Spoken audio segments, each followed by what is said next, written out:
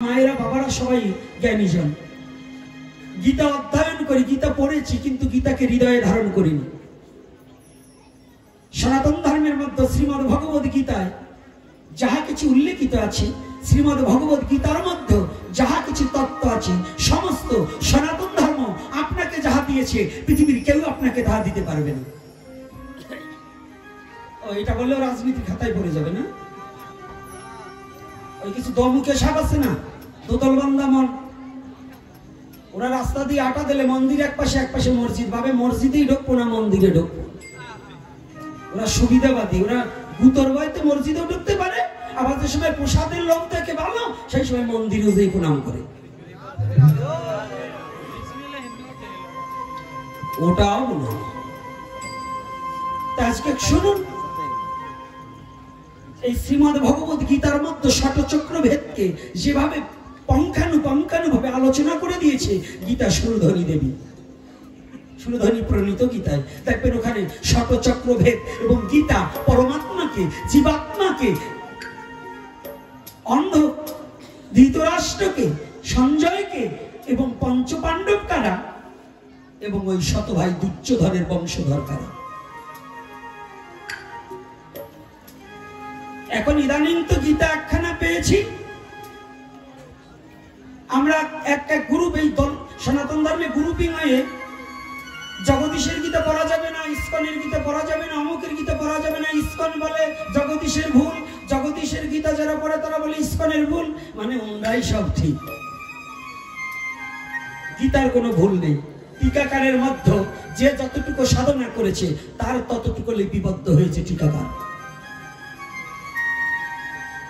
যদি কোনো ইস্কনালা বলে যে জগদীশ্বরের গীতায় ভুল আছে, তাহলে বলবো এই গীতা যথাযথতে ভুল আছে। কেন? যখন হরে কৃষ্ণ নাম যখন আসছে, গীতা যখন আসছে তখন তো হরে কৃষ্ণ নাম ছিল না, তো এই গীতার ভিতরে হরে কৃষ্ণ নাম ঢুকিয়ে দিয়েছেন কেন? কি হরে কৃষ্ণ নাম মহাপ্রভুর যুগে নয়? তাহলে টিকাকারের মধ্যে যে যতটুকু, এখান থেকে ট্যাকেরহাট স্টানে যে গিয়েছে, ওই স্টানে কয়টা দোকান আছে এটা সম্বন্ধে তার ধারণা আছে, কিন্তু আবাসিকের মধ্যে কিংবা মার্কেটে যে না ঢুকছে, শাহাবুদ্দিন কমপ্লেক্সে যে না ঢুকছে, কোন জায়গা কোন দোকান আছে সে তো জানে না। আর যে গোটা ট্যাকেরহাটটাকে ঘুরে দেখে আসছে, তার কাছে জিজ্ঞাসা করলে কোন কর্নারে কোন দোকান আছে সে বলে দিতে পারে, পারে কিনা বাবা? তাহলে গীতাটাকে যে যতটুকু উপলব্ধি করেছে সে তার সাধ্য অনুযায়ী টিকা করেছে, এজন্য কেউ কারো ভুল ধরা যাবে না। করছেন নাকি কথা? এটা কি যথার্থ না কি অযথার্থ? তাহলে শ্রীমদ্ ভগবদ গীতায় আপনাকে জানার জন্য, আপনাকে চেনার জন্য, আপনাকে বোঝার জন্য কত চমৎকার শ্লোক দিয়েছে আর কত বড় চমৎকার কথা বলেছে। কি বলেছে? অর্জুন জিজ্ঞাসা করলেন ক্ষেত্র বিভাগ যোগে, একটা কথা যদি মিথ্যা প্রমাণ করতে পারে আমি কথা দিচ্ছি আমার জিহ্বা কেটে দিবে। এ কথাকে বুঝতে হবে, না বুঝে সারা জীবন তো সুজি রান্না করে খেয়ে আসছি, কলই ভাজা খেতে হলে সত্য দাঁতের প্রয়োজন। সনাতন ধর্মটাকে শেষ করছে এই মায়াবাদী কিছু সাধুরা। এই মায়াবাদী সাধুরা পরের বাড়ি যায়, গুরুগিরি করে, কানে দেয় ফিস মাস গেলেই চান্দা দিস, চাল ডালাইলে জম্বির খাওয়া খাবে আর ছেলে মেয়ে বিয়ে দেবে, কিন্তু সমাজ এবং জাতির কোন উন্নতির কল্পে কোনো কাজ করে না। এই মায়াবাদীরা শেষ করছে। এই মায়াবাদিত্ব পরিত্যাগ করে সঠিক সনাতন তত্ত্বটা কি এটাকে উপলব্ধি যদি করতে পারত, তাহলে এই মানুষ চৈতন্য জ্ঞান উপলব্ধি করে নিজেকে জেনে ঈশ্বরকে জানার জন্য বাসনা জাগিত। আমি কে তাই তো চিনি না। গতকাল যে কথাটা বলেছিলাম নো দাই সেলফ, সেটা কোথায় বলেছি? গীতায় বলেছে।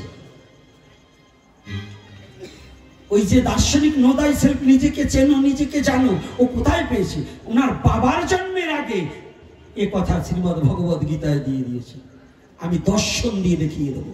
একটা কথা মিথ্যা যদি বলে থাকি, যে দার্শনিক বলছে যে নো দাই সেলফ, উনি অনেক পরে জেনেছে, কিন্তু তার অনেক আগে পৃথিবীতে সনাতন ধর্মে শ্রীমদ্ ভগবদ গীতার মধ্যে ওই তত্ত্বটাকে দিয়ে দিয়েছে। এই সনাতনী জাতি বপ্পর নিজের কাছে ধন থাকতে গাধার ন্যায়, গাধা যেমন নিজের পিঠে চিনি থাকতে সারা জীবন বয়ে গেল, আস্বাদন করতে পারলো না।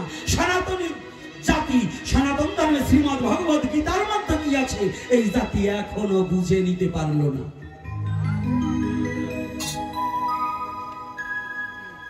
আমার কথাটা কিন্তু একটু চড়া চড়া ভালো রাগই না, আমার চেহারাটাও ভালো না, কথাবার্তা শুরু ভালো না। তাহলে আজকে দেখুন কি অর্জুন জিজ্ঞাসা করলেন ক্ষেত্র ক্ষেত্র বিভাগ যোগে। এখনই গীতা টান দেন, যদি মন্দিরে থাকে বের করে দেখুন যদি একটা কথা মিথ্যা বলে। কি বলছে অর্জুন ভগবানকে জিজ্ঞাসা করছে, ভগবান ক্ষেত্র কি আর ক্ষেত্রজ্ঞ কি আছে নাকি? বাবারা যারা গীতা অধ্যয়ন করেন আছে নাকি এটা? অর্জুন কি জিজ্ঞাসা করছে, ক্ষেত্র কি আর ক্ষেত্রজ্ঞ কি?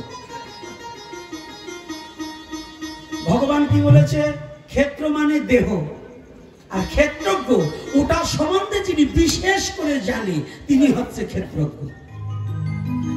খুলে দেখুন গীতা। তাহলে ওখানে নো দাই সেলফ ইংলিশে বললে বাবা গুসাই জম্বের ইংলিশ বলে, আরে ওর আগে ওই দার্শনিকের চেয়ে অনেক আগে আমার ভগবান কৃষ্ণ নিজেই বলছে তোমাকে তুমি চেনো, তোমাকে তুমি জানো, তোমাকে চিনতে পারলে তোমার এই দেহটা কি আর এই দেহের মধ্যে কে আছেন আর এই দেহটাকে বিশেষ করে তুমি যদি জানতে পারো তাহলে পৃথিবীর আর কিছু জানতে বাকি থাকবে।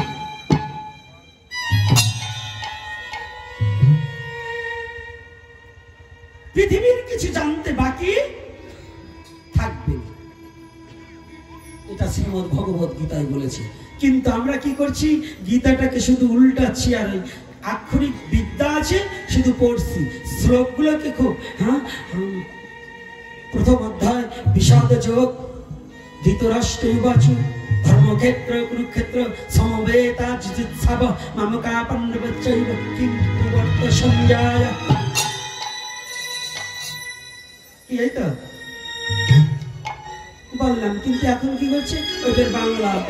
ধৃতরাষ্ট্র সঞ্জয়ের কাছে জিজ্ঞাসা করিলেন, কি করিলেন, ধর্মক্ষেত্র কুরুক্ষেত্রে আমার পুত্রগণ পাণ্ডুর পুত্রগণ সমবেত মানে সামনাসামনি হয়ে কি কর্ম করিল তাহা আমার নিকটে খুলিয়া বলো। এই পর্যন্ত সবাই তাহলে পড়লেন কি, বুঝালেন কি? আমরা এখন সমস্যা হচ্ছে একটা, কি বললাম নিজেই বুঝলাম না, আর বুঝলো না শুনলো যারা। গীতা আধ্যাত্মিক ইশারা, গীতা কোনো সাধারণ বিষয়বস্তু নয়। তাহলে সর্বপ্রথম যে আলোচনাটা আমি বহুবার করেছি, আজকেও আমার এই সেন্দার মাঠে এই আলোচনাটা করতে হবে, কারণ না করে আমি পারছি। বহুবার কয়বারও করেছি, এপিসোডে আছে, তারপরে বলছি। বলুন তো, অন্ধ ব্যক্তিকে দেখলে, যদি কোনো কেউ বিদেশে যাত্রা করবেন, যদি একটা অন্ধ ব্যক্তিকে দেখেন তখন কি আপনার ভালো মন থাকবে? এই কথা বলেন না কেন? ঘর থেকে বেরোনোর সাথে সাথে একেবারে সর্বপ্রথম দরজায় যদি খাড়ায় একটা অন্ধ এসে আপনি বিদেশে গমন করতেছেন, বলবেন আজকে যাত্রাটা বেশি ভালো না, কি এটা বলে কিনা? আচ্ছা, আপনাদের কাছে প্রশ্ন, সনাতনী জাতি এটা বললেন, এই কুসংস্কার নিয়ে ঘুমাইয়েছেন এতকাল, আজকে গীতা দিয়ে আপনাকে উল্টিয়ে দেবো সেটা কেন? শ্রীমদ্ ভগবত গীতা হচ্ছে সনাতনী জাতির প্রাণ। সেই গীতায় সর্বপ্রথম অন্ধ দিয়ে শুরু। কি দিয়ে শুরু? ধৃতরাষ্ট্র অন্ধ না চোকালা? তাই যদি অন্ধ হয় তাহলে এই গ্রন্থ পড়া যায়? বাবা, এই যুক্তিতে আসলে এই গ্রন্থ তো পড়া যায় না, কারণ একজন অন্ধ মানুষকে দেখে যদি যাত্রা আমার অশুভ হয়, এত পবিত্র গ্রন্থ শ্রীমদ্ ভগবত গীতা, যাকে পৃথিবীর কোনো শক্তি নেই, পৃথিবীর আমার কোনো অশুভ শক্তি নেই, সেই শ্রীমদ্ ভগবত গীতাকে অপবিত্র করার মতো যোগ্যতা আছে। সেই গীতার প্রথম ভাষ্যটাই হচ্ছে অন্ধ ব্যক্তি দিয়ে শুরু। এর কারণ কি? কোনদিন কোন গুরুদেবের কাছে, কোনদিন কোন পড়ে পড়ে এইটাকে কি হৃদয়ে একদিন প্রশ্ন করেছেন যে আমাদের এই মূল্যবান গ্রন্থটাকে, আমাদের এই মূল্যবান ভগবানের ভেলা স্বরূপে শ্রীমদ্ ভগবত গীতায় অন্ধ দিয়ে শুরু কেন?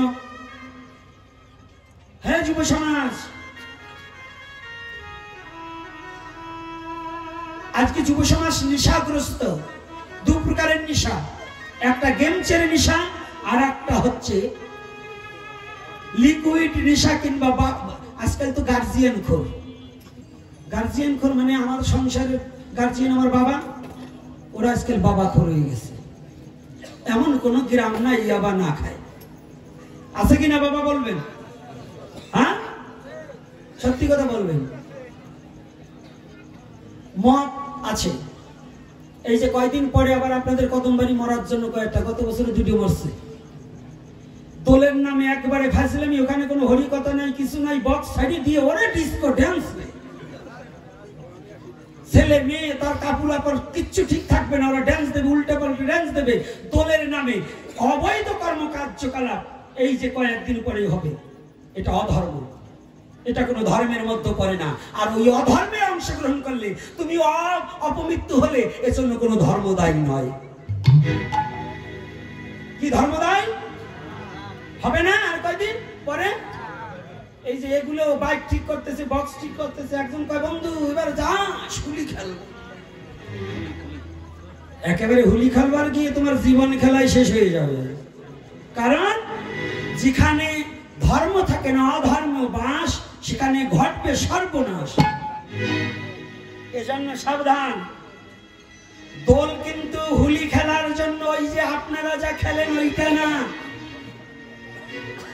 আমি এক একটা করে বলে দিচ্ছি, ওখানেই যাব, আলোচনাটা ওখানে। কিন্তু কেন বলছি, শ্রীমদ্ ভগবত গীতার তত্ত্বটাকে অবলোকন করতে হবে। আমাদের যুব সমাজ নষ্ট হয়ে গেছে, কেন জানেন? এজন্য দায়ী আমরা গার্জিয়ান যারা, এবং সমাজের গুরু যারা, সমাজের সমাজপতি যারা, এবং পিতামাতা যারা।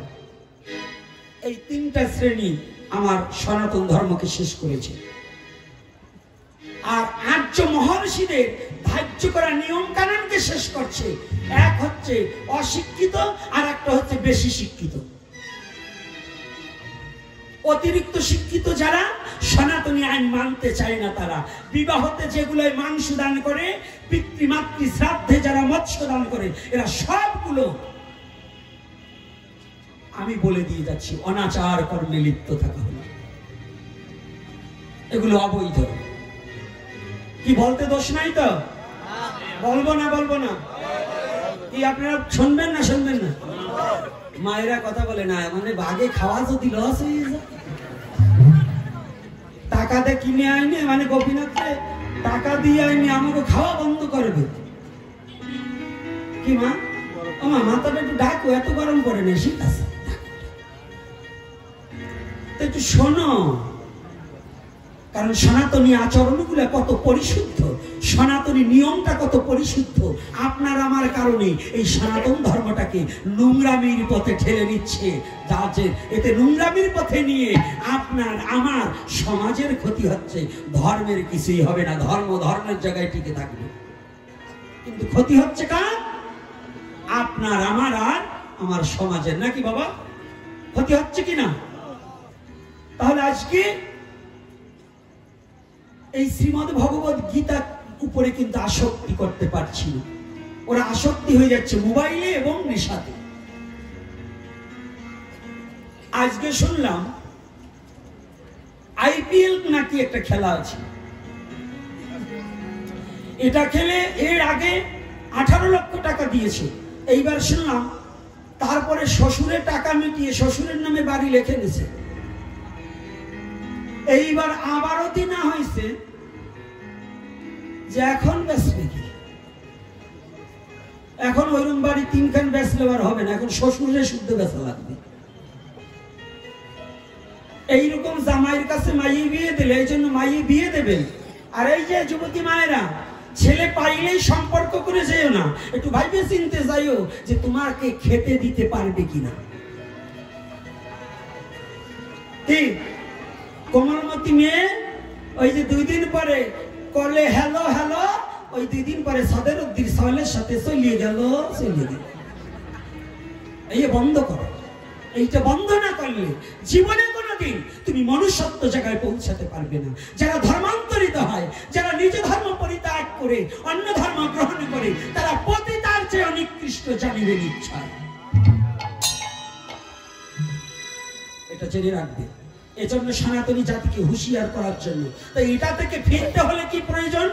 রোগ যখন হয়েছে ডাক্তারে দেখাতে হবে, আর ডাক্তার যদি দেখাই তাহলে ঔষধ দিতে হবে। একমাত্র এই রোগের ঔষধ একজন সদ্গুরুর চরণে আশ্রিত হওয়া, এটা হচ্ছে ডাক্তার। আর ঔষধ হচ্ছে গীতামৃত রস আস্বাদন করা। ওই গীতারূপ ঔষধকে যদি আপনার সন্তানকে অকপটে আস্বাদন করাতে পারেন, ওই দুর্চরিত্র থেকে সচ্চরিত্রে আসবে, এটা আমার দৃঢ় বিশ্বাস আছে।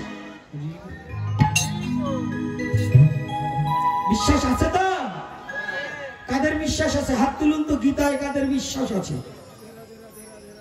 জয় নিতাই গৌর হরি। ঠেলায় পড়ে এলো হাত তুলবেন, আমি জানি। কি তোমাকে গীতায় বিশ্বাস নাই? হাত তুললাম না কে? গেছেন নাকি হাতে শক্তি?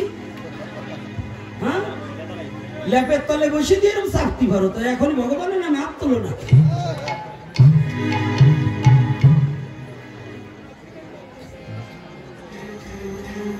দিবানে দাঁড়াও, আসতেছি তোমাকে পাড়ায়। এই পাড়াকে ঠান্ডা করিয়েছি, তো তোমাকে পাড়া যাবো। আর এই সন্ধ্যায় ডাকুক বা না ডাকুক, ডাকলেও চলবে, না ডাকলেও চলবে। এক দরজা বন্ধ, হাজার দরজা খোলা, তাই না বাবা? এই জন্য ওই কমিটির তেল মারি আবার আসবো এই আশা গোপীনাথ করে না। ওই তেল মারা পাঠ করবো না। যাম যতটুক সময় বসে থাকবো, মহাপ্রভু যাহা বলায়, যেটা সত্য, যেটা সনাতনের কথা, যে কথা শ্রবণ করলে সনাতনী উজ্জীবিত হবে, যে কথা শ্রবণ করলে সনাতনের মৃত বৃক্ষে পুষ্প প্রস্ফুটিত হবে, সেই কথাই সনাতনীর কথা, এবং সেটাই বলে যাবে, সেটাই বলে যাবে। সনাতন সত্য।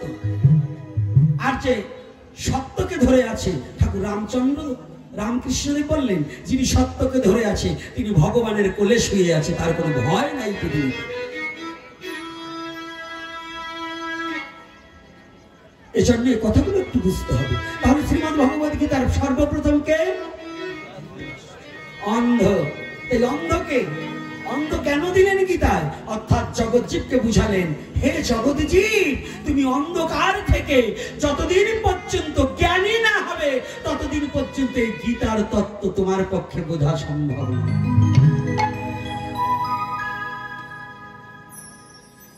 চোখ বুঝলে কি সব অন্ধকার না? তাহলে ধৃতরাষ্ট্রকে মন, মন কিন্তু জন্ম অন্ধ। এখানে বসে আছেন, মন ঢাকা দিল্লি লহর চলে গেছে। গেছে কিনা বাবা? আছে কিনা বাবা? মন কোথায় চলে গিয়েছে? দিল্লি লহর চলে যায় না? আপনার দেহটা এখানে পড়ে আছে। ও কি ওই দিল্লি কি আছে দেখতে পায়? তাহলে অন্ধকে মন। এখানে মনের কথায় চলা যাবে না যদি বিবেকবান না হয়। এজন্য একটা অনেকদিন আগে একটা গান শুনেছিলাম, কি যেন গানটা রে বাবা, তোরা একটু গা, আমি তো না পারি না। ও পাগল মন, মন রে মন কেন এত কথা বলে, পাগল মন, মন রে মন কেন এত কথা বলে, ও পাগল মন, মন রে মন কেন এত কথা বলে, পাগল মন, মন রে মন কেন এত কথা বলে। আমি চাই আমার মনকে বুঝাতে, মন আমার চাই রঙে ঘুরা দাঁড়াইতে,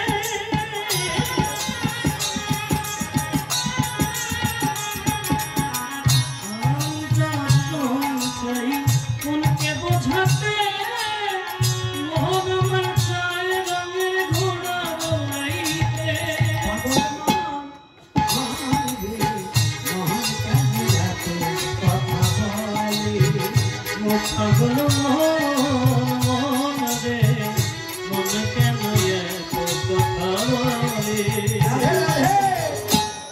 আমি চাই আমার মনকে বুঝাতে, মন আমার চায় ঘোড়া দাওড়াতো।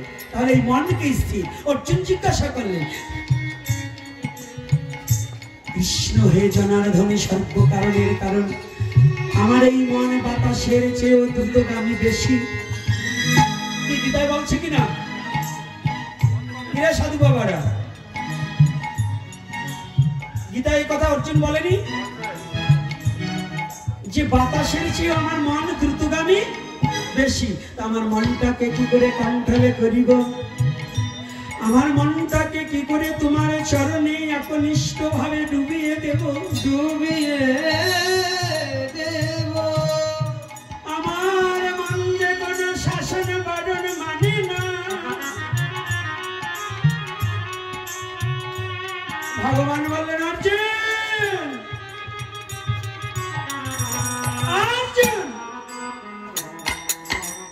এত সাহসা তোমার মনকে শাসন মানতে পারবে না। যদি তোমার মনকে শাসন করিতে হয় তাহলে যোগ অভ্যাস করো। গীতা আছে কিনা? যদি এই যোগে অসমর্থ হও তাহলে আমার প্রীতি সাধনের কর্ম করো। আছে নাকি? মায়েরা গীতা পাঠ করেন না? এ কথা লেখা আছে তো না? আমি ভুল বলছি?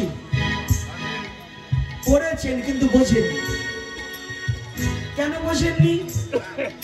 ছোট, কেন বোঝেননি? অর্থাৎ এই যোগ সাধনাটা, যোগ কি? যোগ কাহাকে বলে? আলাদা বিষয়বস্তু একত্রিত হওয়া, তাহার নাম হচ্ছে যোগ। এখানে গণিতের টিচার অনেক আছেন। গণিতের ধারা কয়টা? এই ধারা কয়টা? তোমরা তো পড়াশোনা করেছো, কয়টা? হ্যাঁ বলে না, একটা পড়নি? আমার মতো মূর্খ? আমার মতো মূর্খ তো নয়। 20 গুণিতের পাটিগণিত। আরে না না না, এইখানে আমরা চারি ভাবে জানি। কি? যোগ, বিয়োগ, গুণ, ভাগ। মিথ্যা কথা দুটো। এই সারা জীবন চারটে ভাবছেন না, কিন্তু মোটে হচ্ছে দুটো। কি কি? যোগ আর বিয়োগ। যোগের সংখ্যা যখন বেড়ে যায় তাহাকে গুণ বলা হয়, আর বিয়োগের সংখ্যা যখন বেড়ে যায় তাহাকে ভাগ বলা হয়, নাকি? তাহলে আলাদা বিষয়বস্তু একত্রিত হওয়া তাহাকে কি বলে? যোগ। দুটো কাঠি আলাদা ছিল, একত্রিত হওয়া তাহাকে কি বলে? যোগ বলে তো না বিয়োগ? যোগ তো, ভালো করে বুঝবেন, যোগ তো। তাহলে যোগে কি হয়? বাড়ে না কমে? যোগে বাড়ে। আমার সনাতন বললেন যোগে জাগে। আমার সনাতনের গীতায় বললেন যোগে জাগে। এই সাউন্ড কুমা সাধু কো সাউন্ড তো বাড়িতে যা। যোগে কি হয়? একটা ইটের উপরে আর একটা ইট যোগ করলে নিচু হয় না উঁচু হয়? তাহলে জাগে না নিচু হয়? তাহলে অর্জুনকে বললেন ভগবান কৃষ্ণ তুমি যোগ করো। কি যোগ করবে? বলছে তুমি যুক্ত হয়ে যাও কোথায়? যেমন তৈল পাত্র হইতে অন্য পাত্রে তৈল ঢালিতে সময়, ওই তৈলকে যেমন কোনো সেবন করা যায় না। সেবন করা যায়? ঢালবে যত সময় তৈল ধরার মতো একত্র চিত্তে পড়ছে না, তদ্রূপ তুমি যুক্ত থাকো, যোগে যুক্ত থাকো। কাহাতে? তুমি যে জীব, তুমি পরমকে অনুসন্ধান করার জন্য ভগবানকে সদা সর্বক্ষণ স্মরণে থাকো।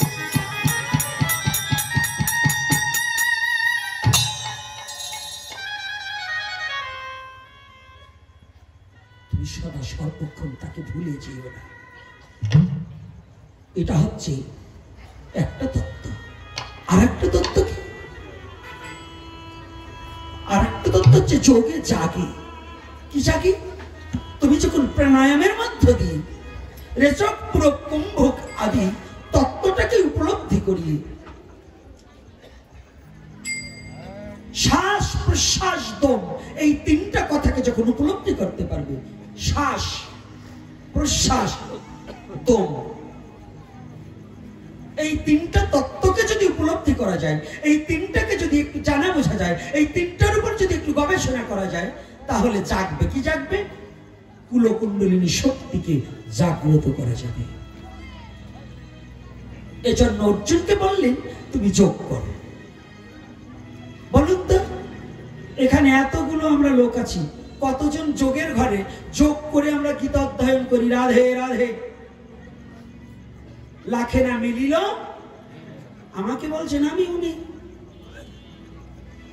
আমি শুধু বকা উল্লাহ বকে যাচ্ছি, আমি করণুল্লাহ নয়, আমার কাজ হচ্ছে বকে বকে যাওয়া। এই জীবনে বোধহয় আর আমার কর্ম করা হবে না, কারণ এই রাত নাই দিন নেই, দিনে একটা রাত্রে একটা, এরকম বক বক করতে গেলে তো বাবা আর হয় না। এজন্য আমার দ্বারা আর সাধন ভজন জীবনে হবে না। তবে জীবনে সাধন ভজন যদিও না হয়,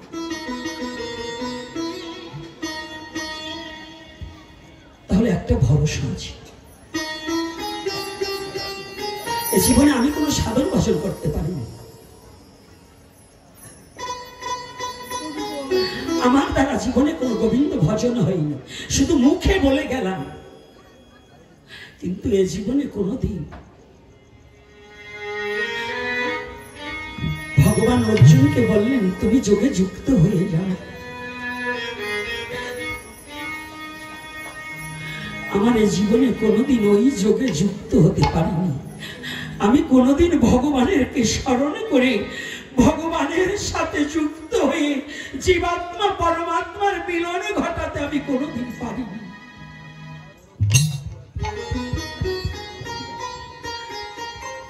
জানো, এটা আমার ব্যর্থতা, তবে আমার একটা ভরসায় আছে, আমি ভগবানের চরণ চাই না।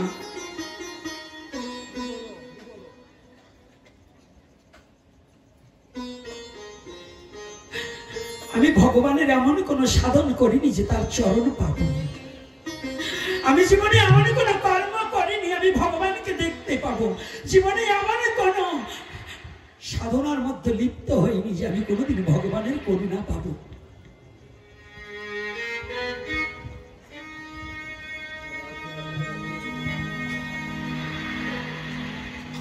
তবে আমার একটা ভরসা আছে,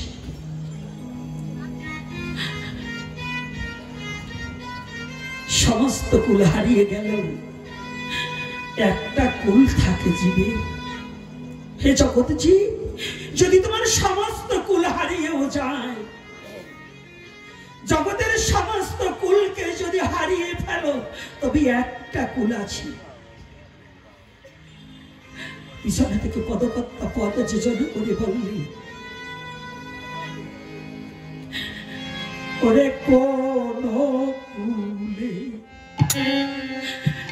ওরে ঠাই নাই রে যা,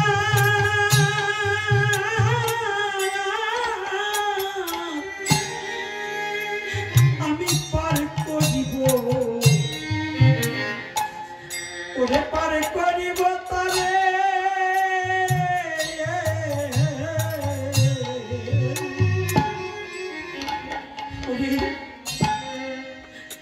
জীবনে যদি সে একদিন এই ভক্তের সঙ্গ করে,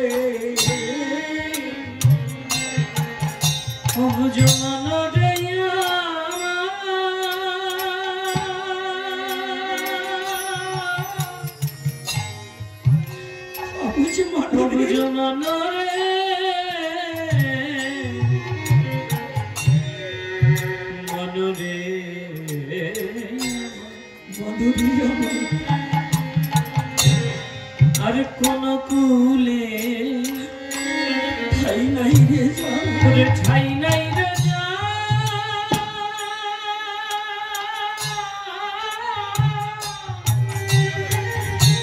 আমি পার করিব, আমি পার করিব, আমি পার করিব তারে।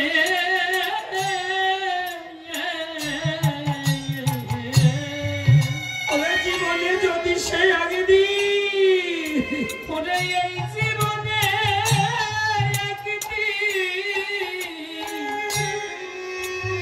একদিন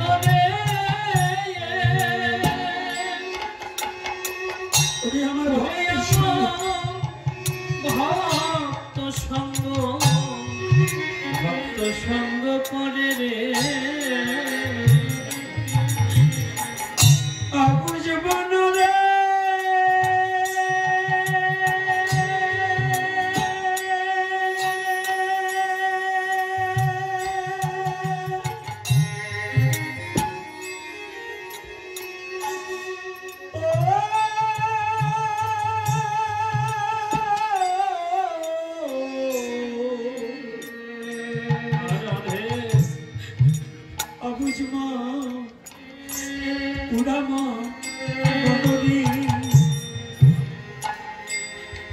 এ জগতে কোন কুলি ওরে ঠাই নাই রে যা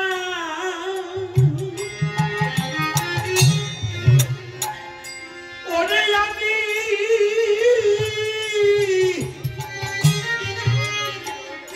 ওরে পার করিব ওরে পার করিব তারে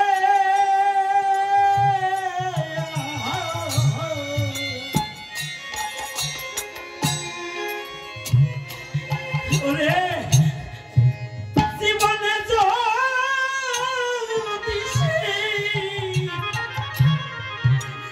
যদি সে একদিন রে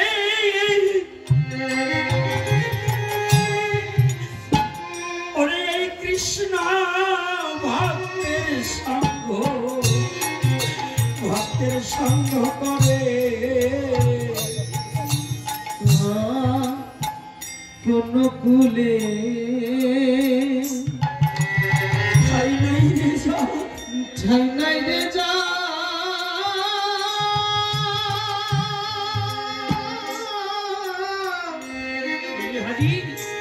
আমি পার করিব তারে আমি পার করিব তারে জীবনে যদি সে একদিন জীবনে সে যদি একদিন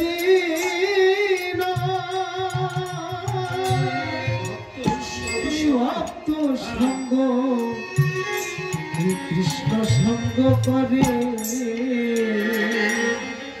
অবুঝ মনে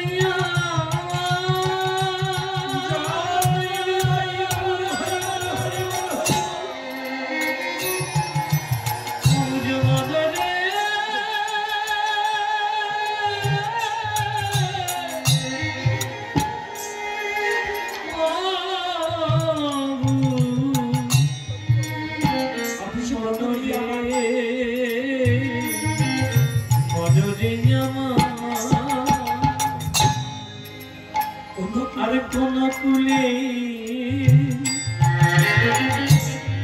ওরে ঠাই নাই রে যা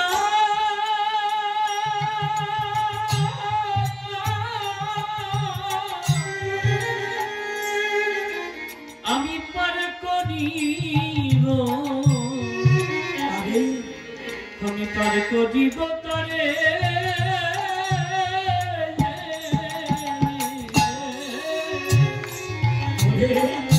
জীবনে যদি সে একদিন ওরে এই জীবনে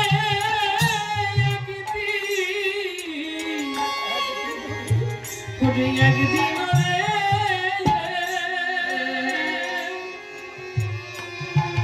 ওরে এই সাধু সঙ্গ এই বৈষ্ণব সঙ্গ করে রে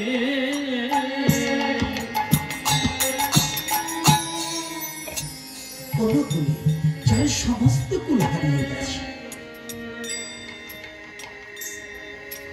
যার সমস্ত কুল হারিয়ে গেছে যার ব্যথা বলার জায়গা নেই যার কোনো কথা বলার জায়গা নেই যার এই তাপিতে পরাণে জুড়াবার কোনো জায়গা নেই সেই একমাত্র জায়গা হচ্ছে এই সাধুগুরু বৈষ্ণবের রাতুল চরণ বলো হরি বলো।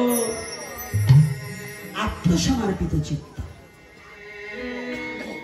আজকে অর্জুনকে বলছে, অর্জুন অর্জুন দুটো কথা, গীতার এত কথা প্রয়োজন নেই।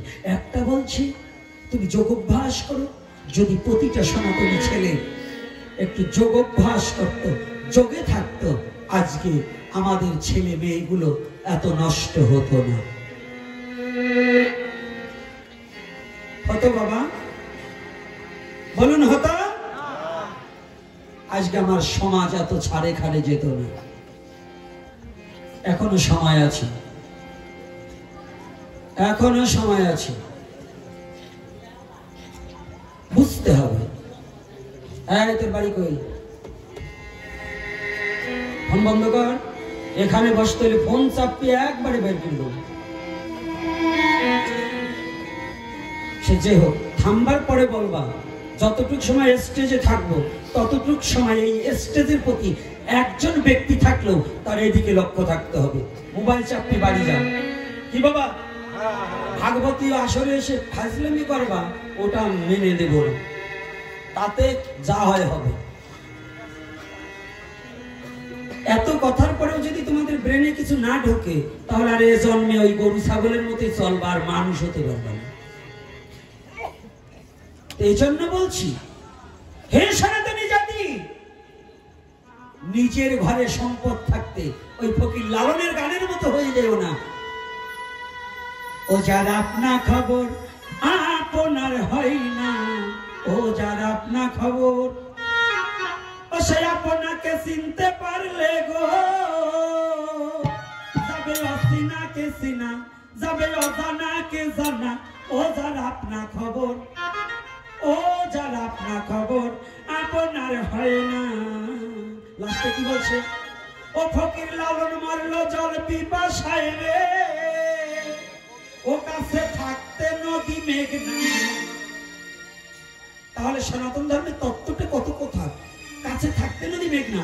সনাতন ধর্মে এই গীতারূপ তরুণী থাকতে এই সনাতনী জাতি এখনো ভুল ভাঙলো না।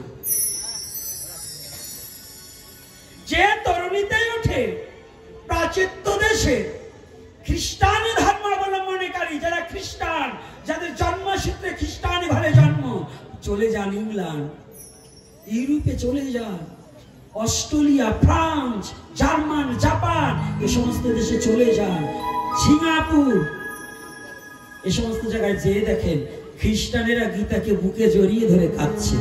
আরে বাঙালি, এত বড় দুর্ভাগা বাঙালি সনাতনী জাতি যে তোদের সম্পদ লুটে খেলো, পরে তবু নিজের সম্পদটাকে নিজে বুকে চেপে ধরে রাখতে পারলি।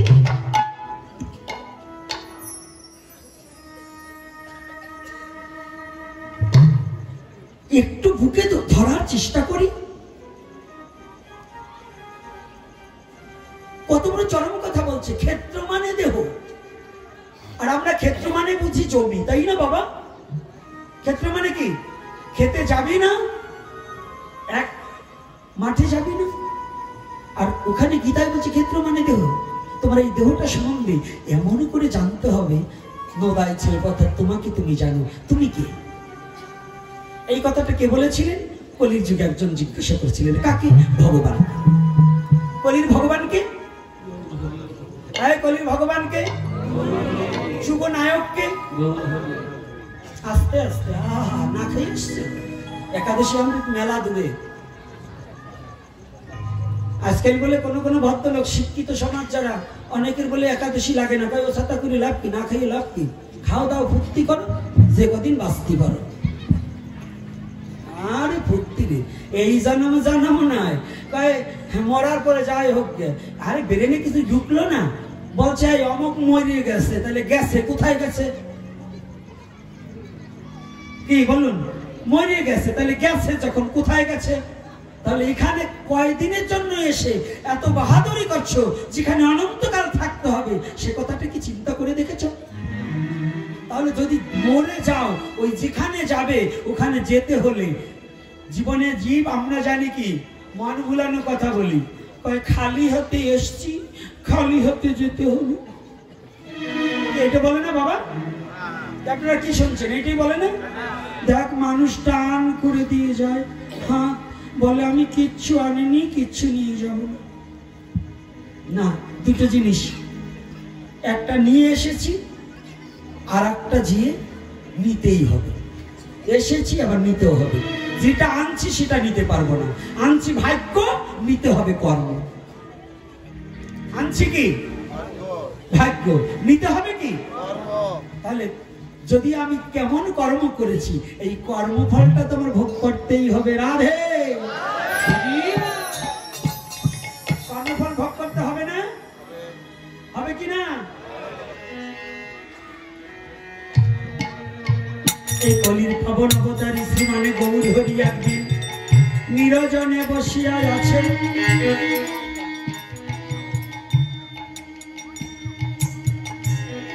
নিবিড় স্থানে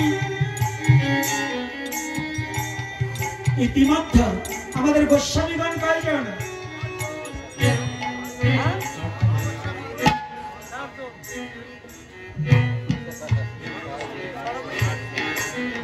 কেউ বলছেন 6 জন, মিথ্যা কথা। কেউ বলছেন 7 জন, ওটাও মিথ্যা কথা। 8 জন।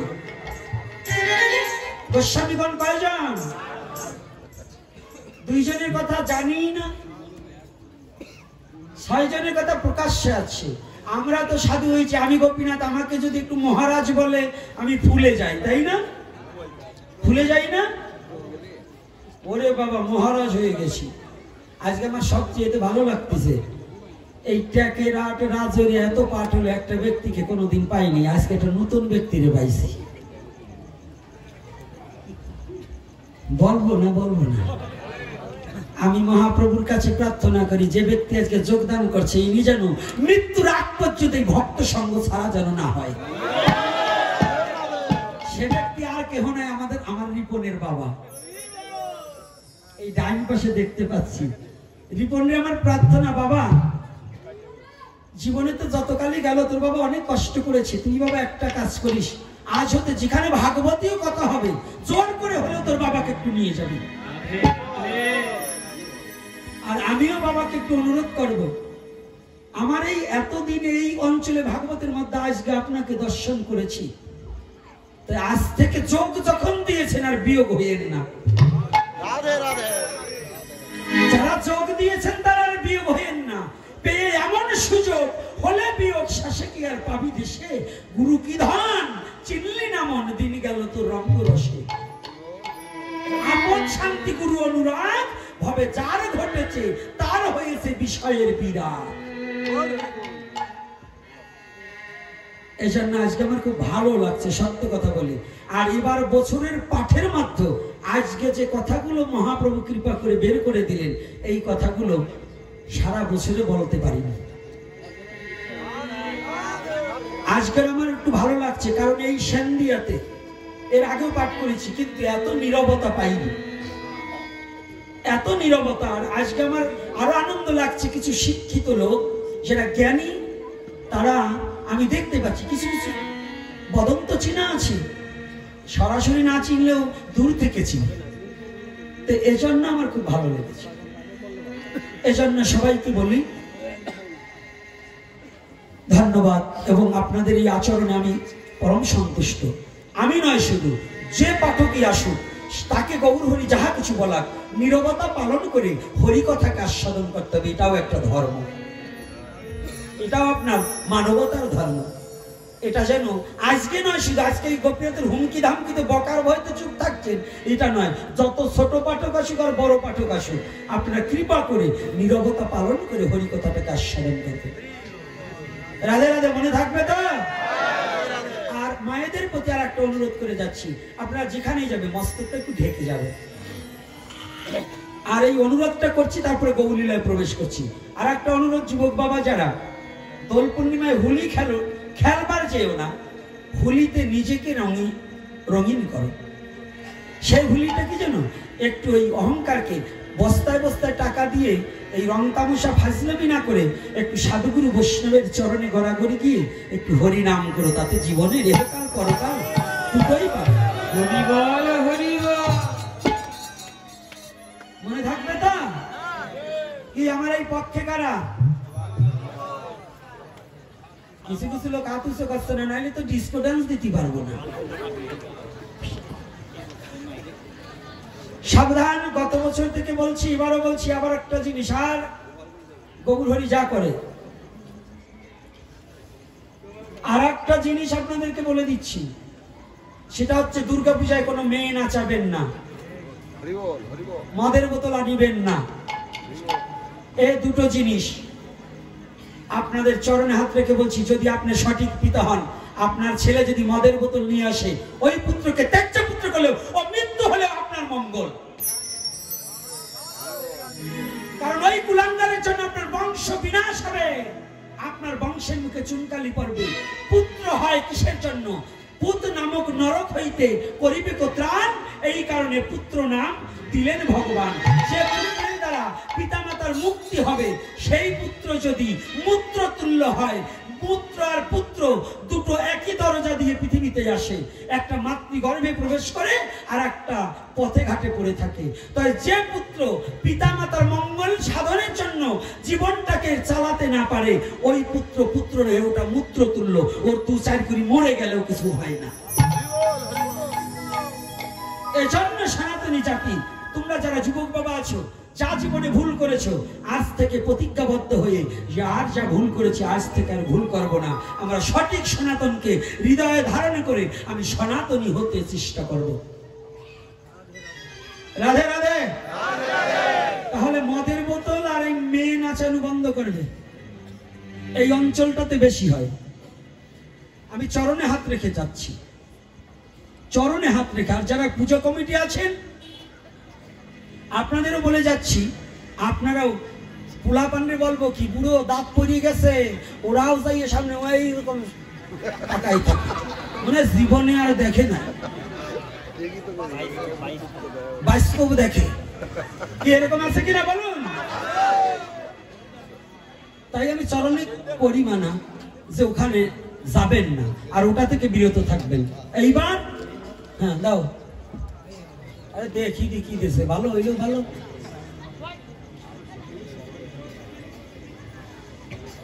বাবা রে, নামে নামে জমে টানে, পিতার কথা প্রার্থনা করবার বলছে, তা পারলে একটু যাও, খালি প্রার্থনা করবার চাও। জাতিকে রক্ষা করতে হলে 2-4 পয়সা বাইর করতে হয়। যখন আমরা বিপদে পড়ি, তোমরা কেউ 4 পয়সা দাও না, খালি মুক্তির জন্য প্রার্থনা প্রার্থনা। সব কথা, টাকার কথা মুখে হয় না। মান ইজ দ্য সেকেন্ড গড, অর্থাৎ ঈশ্বরের পর পর টাকারও কিছু প্রয়োজন আছে।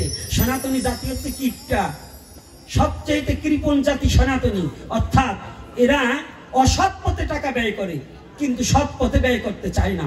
এর কারণ কি জানেন? মাতবার সন্ত্রাসী অস্ত্র ঠেকালে তারে বাবা বলে টাকা 2-3 লাখ দিয়ে দেবেন, আর সাধুরে বাবা বললে 20 টাকা বাইর করতে পুরুনি উঠে যায়। সৎ কাজে টাকা দিতে চায় না, মদর বেতল কেনার টাকা জোটে, এই যে যুবক ছেলে সিগারেটের টাকা জোটে, কিন্তু যখন আমরা ভিক্ষায় যাই টাকা জোটে না। আর যদিও দেয় সিগারেট চলবার চায় না।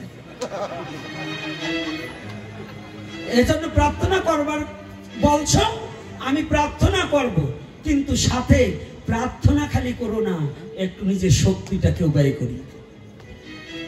আমাকে আজকে বলা নিষেধ, তারপরেও তোমরা খালি খোঁচা দাও, বাবা আমার ভালো লাগে না। যাক, ওই খোঁচা পরে দিয়ে নে, আগে আমার মহাপ্রভুর কথা দুটো শুনে না। গোস্বামী কয়জন? 8 জন। 2 জনের নাম আপনারা, 6 জনের নাম জানেন, 2 জনের নাম অনেকে জানেনই না। শ্রীরূপ সনাতন ভট্ট রঘুনাথ, শ্রীজীব গোপাল ভট্ট দাস রঘুনাথ, এই 6 জনের কথা আমরা জানি। আর 2 জনকে, একজন হচ্ছে লোকনাথ গোস্বামী, আর একজন হচ্ছে ভূগর্ভ গোস্বামী। এরা কিন্তু এই স্বরগোস্বামীর আগে মহাপ্রভু কেমন, এই লোকনাথ গোস্বামী কেমন ব্যক্তি তাই শুনুন। যারা আমরা জানি ভক্ত যায় ভগবানকে পাবার লালসে, আর ওই নদিয়া থেকে ভগবান ছুটে এসেছে তার ভক্তকে নেবার জন্য। সে হচ্ছে লোকনাথ গোস্বামী তালকড়ি আশ্রম। ওই তালকড়িতে লোকনাথের আদি পিত্রালয়। এই স্বয়ং সাক্ষাৎ গৌরহরি নিতে এসেছিলেন কাকে? লোকনাথ গোস্বামীকে। এই লোকনাথ গোস্বামীকে আর ভূগর্ভ গোস্বামীকে মহাপ্রভু আগে পাঠান শ্রীরাম বৃন্দাবনে। তখন বৃন্দাবনে বসবাসের খুব অনুপযোগী। আমার চোখ বুঝো না রাধে। ওরে মার ঘুমাবি কত, ঘুমাস না মা, ঘুমাস না, নাহলে কিন্তু তুলসীর কথা দিয়ে দেবো। তুলসীর পাতা কখন দেয়? মরার পরে। আজকে যে কয়টা হরি নামে ঘুমাবে ওই কয়টার চোখেই দুটো তুলসীর পাতা দিয়ে বলবো বলো হরি। কায়দা আছে, ঘুমাবে কি বাবা, আর ঘুমানো যাবে? আসলে প্রকৃত তারাই মরা, কৃষ্ণ কথায় ঘুমায় যারা। মরা তো তারা, এমনি তো দেহ থেকে প্রাণ পাখি চলে যায় আর একটা দেহ নিয়ে আসিতে হবে আবার এই জগতে, তাই না? আর মরা কারা? এমন মানব জন্ম পেয়ে হরি কথা শ্রবণ না করে ঘুমায় যারা। আজকে মহাপ্রভুর নির্দেশে দুজন গোস্বামীগণ গেলেন। তাদের কথা জীবনী লেখার জন্য যখন বললেন, তাদের গুণকথা, তিনি না বললেন না আমাদের কোনো প্রকাশ্যে আসবো না, প্রতিষ্ঠার চাই না, মান প্রতিষ্ঠায় সব শুকরের বিষ্ঠা। আমাকে একজন দণ্ডবত না করলে আমার ভালো লাগে না। আর মহাজন কি গান রয়েছে জানেন? আমাকে যেন কেউ নাচ হয়, আমি সবার পিছনে থাকবো, শুধু মনে মনে মাকে একটু ডাকবো। তোমরা চেয়েছেন সবার পিছনে থাকতে, আর আমরা কি করি জানেন? এই যে আজকে একটা চোরের ছেলে ধরা পড়ছে, চোরের ছেলে ধরা পড়ছে, অর্থাৎ এই নিত্য চালাকি করে ওই পিছনে বসছে, কিন্তু চোখ দুটো তো আমার গেছে। চোররে ধরার জন্য পুলিশ তো সদা সর্বক্ষণ আসামি খোঁজে, খোঁজে না? খোঁজে কিনা? চুরি এবিকা করে নাই, ওর বাবা করছে, তাই আজকে ধরিয়ার নামে সাজা দেবো। এই সাজাটা কি? ভক্তের সম্মুখে দেখিয়ে দিলাম যে না, আগে যাদের নিয়ে চলেছি কিন্তু তার একজন পেয়েছি। রাধে রাধে। সাদা স্বরূপে কাছে বসিয়ে রাখছি। এটাও একটা ভালোবাসা। তো এই ভালোবাসা কবে ফুরিয়ে যাবে জানি না। আজকে প্রতিষ্ঠার লাগি পুরি পালাইয়া যায়, প্রতিষ্ঠা তব পিছে পিছে যায়। মান প্রতিষ্ঠায় সব শুকরের বিষ্ঠা। টনকে টন শুকরের বিষ্ঠা যদি করে থাকে, কেউ তাহা যেমন কুড়িয়ে নেয় না। মানব জীবনে যদি মান প্রতিষ্ঠা, প্রতিষ্ঠার লোভে কোনো কর্ম করে, সেটা কোনোদিন ভগবৎ সেবায় লাগে না। এজন্য দুজন আসলেন না প্রকাশে, আসলেন 6 জন। শ্রীরূপ সনাতন ভট্ট রঘুনাথ, শ্রীজীব গোপাল ভট্ট। এই 6 জনের মধ্যে আপন 2 ভাই। কে? রূপ আর সনাতন। বয়সে রূপ ছোট, সনাতন বড়। সনাতন ধর্মের দর্শন গুলো দেখুন। রূপ গোস্বামী আগে হোসেন সাহেব চাকরি ছেড়ে দিয়ে আগে যেতে গিয়েছে বিধায়, গৌরের চরণে আগে আশ্রিত হয়েছে বিধায় সনাতন বড় হয়েও রূপকে দাদা বলে সম্বোধন করেছেন।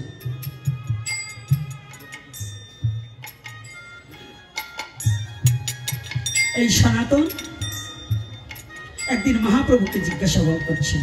মহাপ্রভু বসে আছে। সনাতন গোস্বামী মহাপ্রভুকে যত জিজ্ঞাসা করেছে, এত বড় জিজ্ঞাসা অন্য কোন গোস্বামীগণ কোনো সময় করেনি। সনাতনের সনাতন জিজ্ঞাসা। সনাতন মানে কি?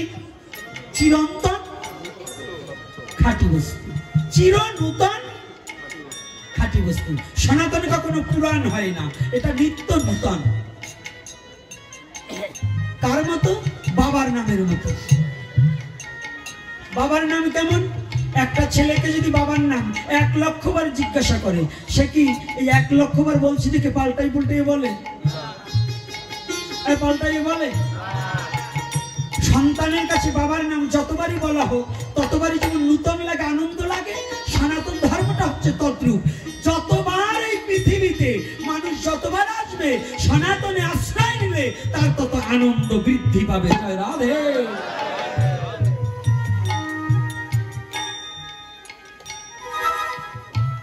সনাতন সনাতনে আছে সবই, তোরা যাহা চাবি তাহা পাবি। কি নেই এই সনাতনে? আজকে সনাতন গোস্বামী ধীরে ধীরে গেলেন আমার মহাপ্রভু ঠাই। বলছে প্রভু তোমার কাছে কিছু জিজ্ঞাসিতে চাই।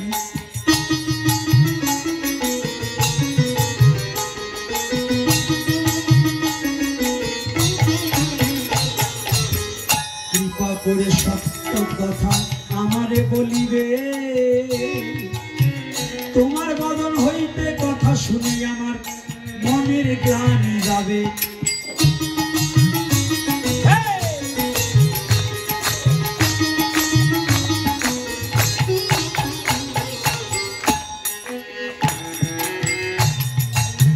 প্রভুর চরণে সনাতন প্রণাম করিয়া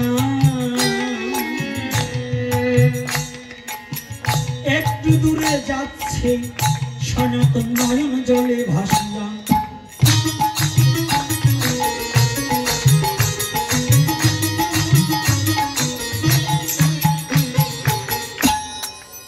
শোনো প্রভু বলি আমি তোমারে জানাই, আত্মজিজ্ঞাসিতে আমি এলাম তোমার ঠাই।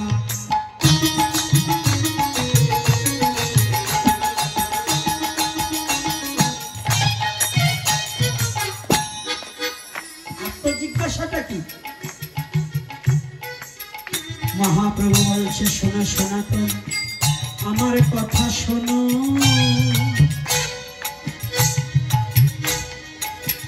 তোমার যে আমার কাছে আসার কারণ এত দৈন্য কেন?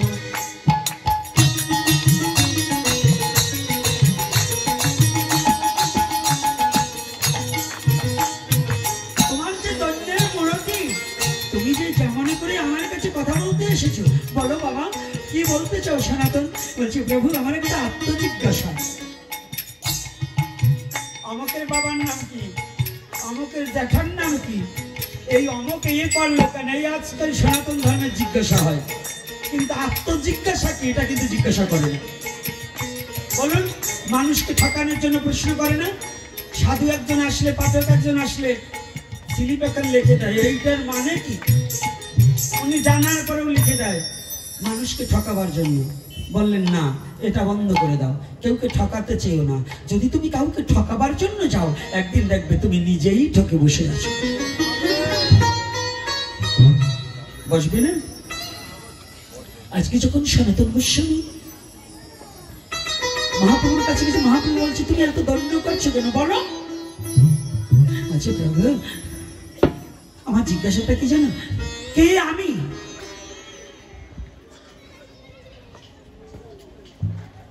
আমি কে? আর আমি যদি একটা বস্তু হই তাহলে আমি কার? যদি আমি কারো হই আমার দুঃখ কেন? কথাটা বুঝতে পেরেছেন? একটার মধ্যে কয়টা প্রশ্ন? একটার মধ্যে কয়টা প্রশ্ন? একের মধ্যে তিন। রাস্তাঘাটে বই কেনেন না, একের মধ্যে তিন। বাংলা ইংরেজি অঙ্ক, তা আজকে সনাতনের একের মধ্যে তিন। মহাপ্রভুকে পেয়ে বলছে প্রভু তুমি বলো কে আমি, আমি কার, কেন হেন এত তাপত্রয়? এ কথা জানিলে পরে কইছে হিত হয়, আমার হিত কিসে হইবে তুমি খুলিয়া বলো। কত চমৎকার কথা, কে আমি, আমি কার? প্রথম প্রশ্নটা কি গো? কে আমি? আর গীতায় বলেছিলেন কি? এই দেহটা ক্ষেত্র, এই ক্ষেত্র সম্বন্ধে তুমি জানো, যিনি বিশেষ করে জানে তিনি হচ্ছে ক্ষেত্রজ্ঞ। তাহলে এইবার সনাতন কি ক্ষেত্রজ্ঞ নয়? সনাতন কি বাইরে জিজ্ঞাসা করছে না ঘরে জিজ্ঞাসা করেছে? কাহেদা আছে গো বাবা। সনাতন বলছে কে আমি? মহাপ্রভু দেখলেন সনাতন তোমাকে পয়ারের মধ্য দিয়ে, তোমাকে এক কথার মধ্যে এই তিন প্রশ্নের উত্তর দিয়ে দেব। তিন প্রশ্নের উত্তর কি বলছে শোনো। জীব নিত্য কৃষ্ণ দাস তাহা ভুলে গেলাম, মায়া পিছা শিফা গলেতে বান্ধিলা গলেতে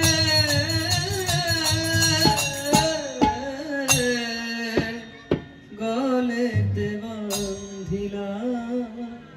জীব নিত্য কৃষ্ণ দাস তাহা বলি গেল। সনাতন তুমি কে? তুমি কে?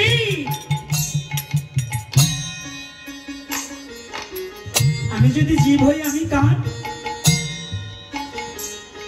সনাতন তুমি জানো না, তুমি জগতে আর কারো নয়, পুত্রের নয়, কন্যার নয়, স্ত্রী ভাচ্চা পুত্র পরিজন আত্মীয় স্বজনে পিতা মাতা কারো নয়, তুমি একমাত্র ভগবান কৃষ্ণের। হরি বল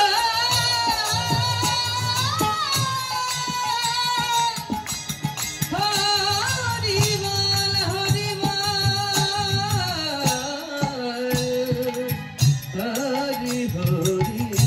তুমি কার? তুমি কৃষ্ণের। ও, তাহলে আমার দুঃখ কেন? কৃষ্ণের হলে তো আমার দুঃখ থাকার কথা নয়। কৃষ্ণ আনন্দময়, আনন্দ নব ঘন শ্যাম কিশোর, তাহলে তো আমার দুঃখ কেন? ও, এটা বুঝলে না? তোমার দুঃখ হচ্ছে তুমি যখন কৃষ্ণকে ভুলে গিয়েছো তখন মায়া এসে তোমাকে ফাঁসি দিয়েছে গলায়।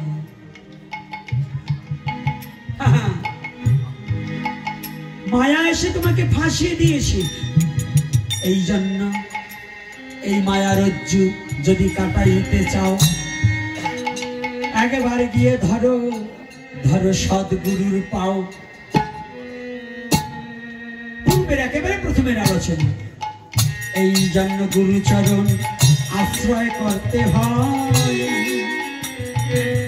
না হইলে মানব জন্ম খারে খারে যায়।